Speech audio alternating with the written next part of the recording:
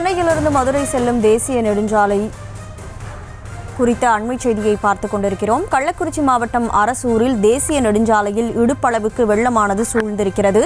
இதனையடுத்து சென்னையிலிருந்து மதுரை செல்லும் தேசிய நெடுஞ்சாலையிலும் வெள்ளப்பெருக்கு ஏற்பட்டிருக்கக்கூடிய காட்சிகளையும் பார்த்துக் கொண்டிருக்கிறோம். கூடுதல் விவரங்களோடு செய்தியாளர் பாரி கார்த்திக் இணைப்பில் இருக்கிறார். பாரி கார்த்திக், வணக்கம். இப்போ தேசிய நெடுஞ்சாலையிலேயே வெள்ளம் என்பது சூழ்ந்திருக்கக்கூடிய நிலையில அந்த வழியாக போக்குவரத்து என்பது எப்படி சாத்தியம்? அது தொடர்பான முழு விவரம்.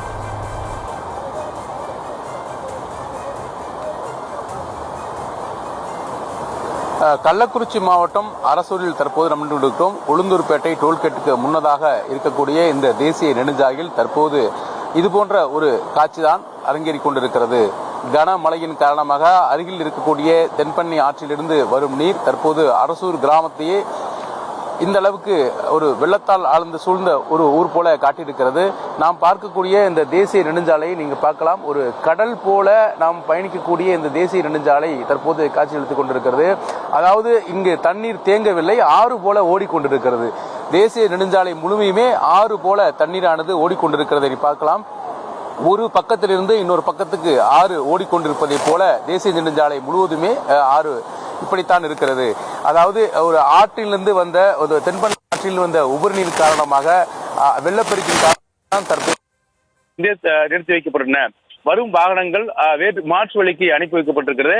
அதன் அடிப்படையே அதாவது நாளொன்றுக்கு லட்சக்கணக்கான வாகனங்கள் பயணிக்கக்கூடிய இந்த சாலை தான் தற்போது வெள்ளக்காடாக ஆறு போல காட்சியளித்துக் கொண்டிருக்கிறது.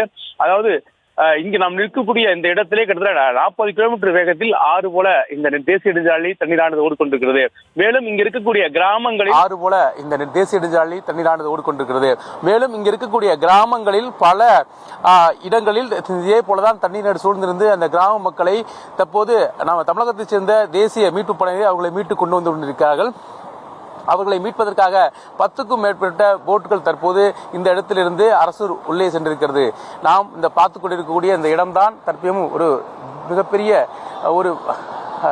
ஒரு வெள்ளம் போல காட்சியளிக்கக்கூடிய இந்த இடம் ஒரு நம் அன்றாடம் பயணிக்கும் இந்த தேசிய நெடுஞ்சாலை. அதாவது நேரம் ஆக ஆக தண்ணீரின் அளவானது அதிகமாயிட்டே கொண்டிருக்கிறது. நாம் இருக்கக்கூடிய இந்த முழு இடங்களுமே தற்போது இந்த வெள்ளத்தால் சூழ்ந்திருக்கிறது. அதாவது தேசிய நெடுஞ்சாலை 4 பக்கமும் கிட்டத்தட்ட 5 கிலோமீட்டர் அளவுக்கு இது ஆறு ஓடிக்கொண்டிருக்கிறது. இந்த தென்பண்ணை ஆற்றிலிருந்து வந்த உபரிநீர் தான் அதிகப்படியாகி இது போல ஓடிக்கொண்டிருக்கிறது. நாம் அருகில் பார்க்கக்கூடிய அந்த இடத்தை அதாவது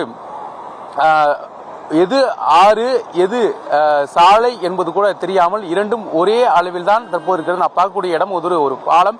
அந்த பாலத்துக்கு நிகராக தண்ணீரானது சாலையில் ஓடிக்கொண்டிருக்கிறது. எனவே ரொம்ப பாதுகாப்பற்ற ஒரு இடமாக இது இருக்கிறது. சிறிது ஏதாவது அசம்பாவிதம் ஏற்பட்டாலும் மிகப்பெரிய விளைவுகளை ஏற்படுத்தும்.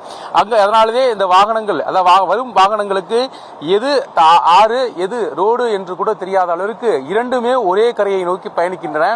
கடும் போக்குவரத்து விழுப்புரத்தில் தற்போது இதன் காரணமாக இருக்கின்றன. அதாவது இங்கே இந்த இடத்தை பொறுத்த வரைக்கும் அரசூரை பொறுத்த வரைக்கும் கள்ளக்குறிச்சி மாவட்டம் அரசூரிலிருந்து இது போன்ற தண்ணீர் அளவு வந்து கொண்டிருப்பதால் இங்க இருக்க கிராம மக்கள் தற்போது வீட்டை விட்டு வெளியே வந்திருக்கிறார்கள்.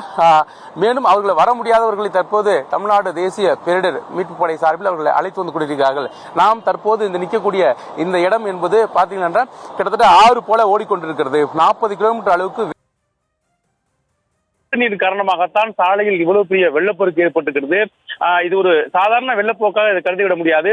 நாம் பார்த்ததிலே ரொம்ப கடினமான ஒரு வெள்ளமாக இது தெரிகிறது. ஏனென்றால் இங்கு யாரும் நின்று விட முடியாது, அவ்வளவு எளிதாக நின்று விட முடியாது. குழந்தைகள் எல்லாம் யாரும் கூட நின்று விட முடியாது. தண்ணீர் உலகமாக ஓடிக்கொண்டிருக்கிறது. சாதாரண வெள்ளம் என்றால் இந்த அளவுக்கு தண்ணீர் தேங்கி இருக்கும், பின்னர் வடிந்துவிடும். ஆனால் தற்போது இந்த வெள்ளமானது அதிகமாக ஒரு ஆறு போலே ஓடிக்கொண்டிருப்பது எளிதாக அவ்வளவு எளிதில் நின்றுவிட முடியாது. நாம் பார்க்கிற இந்த உயரத்திற்கு மட்டுமல்ல, இன்னும் தூரமாக போனால் 6 அடி 7 அடி என்று அந்த அளவுக்கு தான் தண்ணீர் தேங்கி இருக்கிறது. மேலும் தேங்கி இருக்க தண்ணீரும் இன்னும் அடித்துக் கொண்டு ஆறு போல ஓடுகிறது.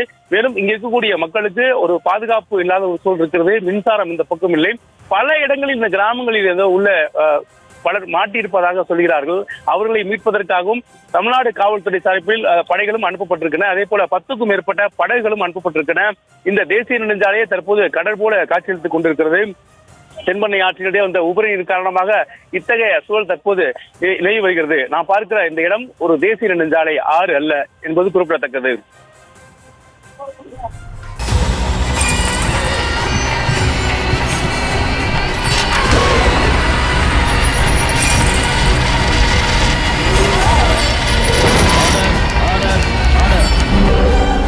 குற்றங்களின் மறுபரிமாணம் நிகழ்தகவு நமது நியூஸ் தமிழ் தொலைக்காட்சியில் விரைவில்.